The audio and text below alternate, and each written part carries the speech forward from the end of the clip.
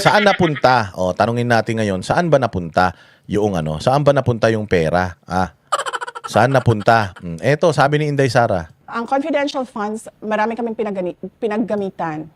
Related siya lahat sa national security. Mga threats to education,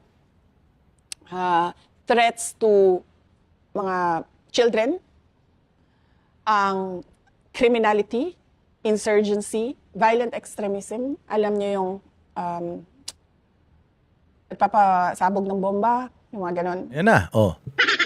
Nahanap nyo saan napunta. Ayan na, sinasabi na sa inyo ni Inday Sara, manood kasi kayo ng Tapang at Malasakit. Manood kasi kayo ng SMNI para alam ninyo kung saan napupunta. At saka pumunta kayo sa website, Facebook page ng OVP para makita ninyo yung mga programa nila, yung mga ginagawa nila kung saan napupunta yung mga budgets nila. Imaginein mo. Utang pa pala. Ha? Paano mo sasabihin na magnanakaw si Inday Sara kung sobra pa yung niliquidate nila? 150 million yung nililiquidate nila, 150 million and 150,000. Yung kanilang nililiquidate. May 150,000 pa na sobra. Dapat pala magbayad pang gobyerno sa OVP. Dahil sumobra pa pala ng 150,000 yung ginastos ng OVP. Saan ka naman? Akala ko ba magnanakaw? Nag-abono pa pala eh. Meron bang magnanakaw na nag-aabono?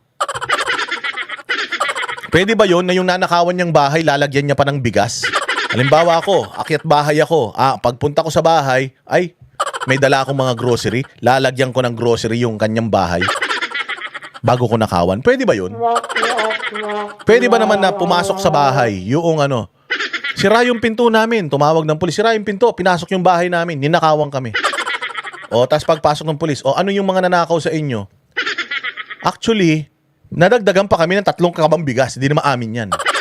Tapos pagbukas namin ng rep, ang daming laman. May mga karne, lulutuin. May nakalagay pa adobo kat, menudo kat. Ang tindi. May mga gulay pa. Tapos pagbukas ko noong lagay ng mga ricado, puno yung sibuyas tsaka bawang. Putang ina, sinong magnanakaw? Ang mag-aabono. Sobrang bait mo namang magnanakaw nun. Di ba? Dito sa inyo, sa comment section, may naniniwala sa inyo.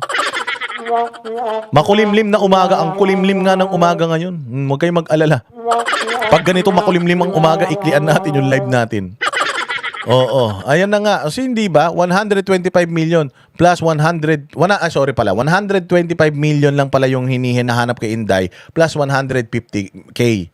So, 125 million and 150,000.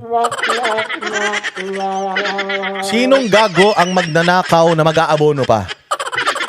Sobra yung nililiquidate sa inyo.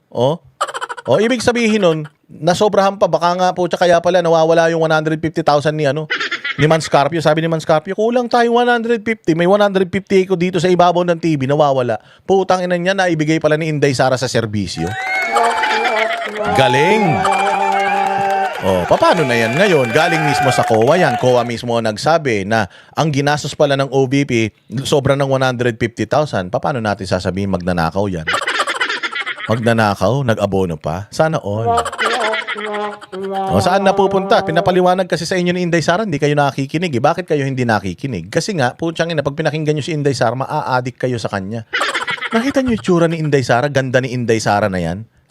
Ganyan ang mukha ni Inday Sara. Tapos putang ina biglang ganito yung lalabas sa screen mo. Mukhang maligno. Putang ina. Ito talaga itong impeachment sa Senado, kapangitan laban sa kagandahan. Labanan ito ng mga pangit at mga losyang. Tapos ang kanilang ito alam niyo yun sa Disney, yung evil stepsister. Itong evil stepsister na ito, gusto talaga nila sa kanila mapunta yung prinsipe. Kaya lang, mga mukha silang mga nunal na may buhok. Ang ganda-ganda nung ni Inday Sara na kinakawawa nila, yung tagalinis nila ng tagalinis ng chimenea, yung tagahugas ng mga plato nila. Putsang ganda, nakita yun ni Prince Charming. So ngayon, pinipilit nila na siraan si Inday Sara na totoong prinsera, si Princess Sara. Sinisiraan nila. So ang labanan ngayon diyan sa Senado, kadiliman at kapangitan laban sa kagandahan. Yun. Ang ganda ni Inday. Ang taki mo ganyan ang mukha. Ganyan ang mukha, tapos biglang ganito yung makikita mo. Putsang inang yan. Impacto. Putsa, babangunguting ka talaga eh. Di ba? Sige. Dahil sa kanilang ideolohiya, ganyan. Merong recruitment sa ganyan. Tapos, terrorism. So, madaming mga threat sa national security natin na kailangan yung project natin sumasagot doon. At hindi mo magagawa doon yun kung wala kang impormasyon. Maklaro. Hindi mo magagawa yung mga kailangan mong gawin kung wala kang impormasyon. At yung impormasyon na yon bibili mo sa mga impormante. At yung mga informante na yon, either dati silang miyembro or current na nandoon pa sila sa loob. Regardless, dating miyembro o miyembro pa din, delikado pa din yun. Why? Kasi buong organisasyon yung ginigiba mo. At yung mga organisasyon na yan, organisasyon yan ng mga kriminal sa Pilipinas. Mga komunista. Kaya nga sila tinawag na terorista eh. Willing pumatay ng tao yung mga yan. Basta ikaw, tinrider mo sila, uubusin nila lahi mo. Imagine. Tapos gusto natin lumabas yung itsura. Gusto natin ipakita yung mukha nung ipakita natin yung mukha nung informante kung di ba naman kayo mga gago. Tama ito, sabi ni Janet Chiu Yap. Beauty versus Beast. Beauty and the Beast. Yan po ang laban ngayon, mga bossing. Beauty and the Beast. Walang hiya na yan. Ayun. So, alam nyo na kung saan napunta. Kilala nyo na kung sino si Mary Grace Piatos. Ang mahirap kasi sa inyo, di kayo nakikinig eh. Kami ang boses ng masa, hindi natatakot. Katotohanan lang, di kami nalulunod.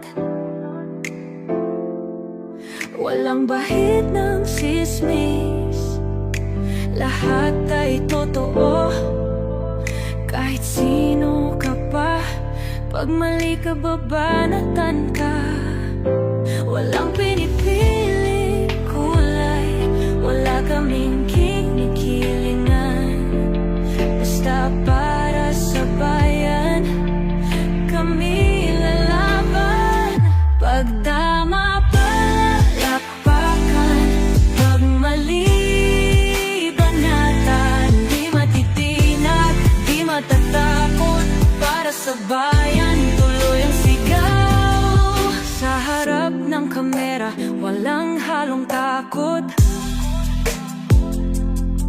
Mga baluktot, lahat kayo'y tutumba. Ang hustisya at totoo, yun lang ang mahalaga. Kahit sinong harang, di kami matitinag.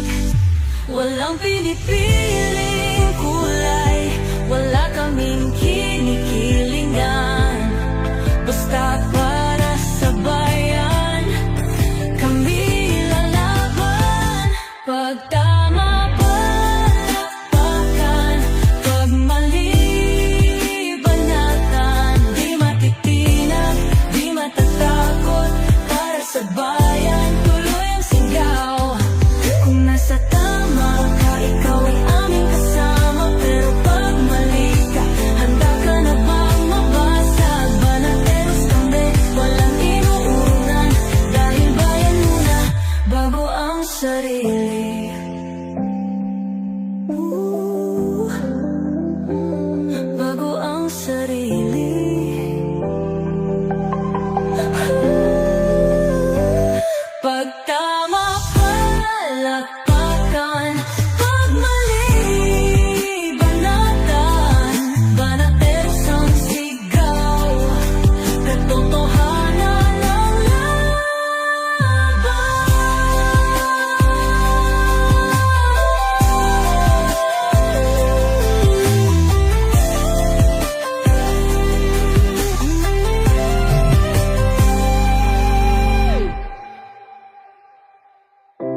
Sa harap ng kamera, walang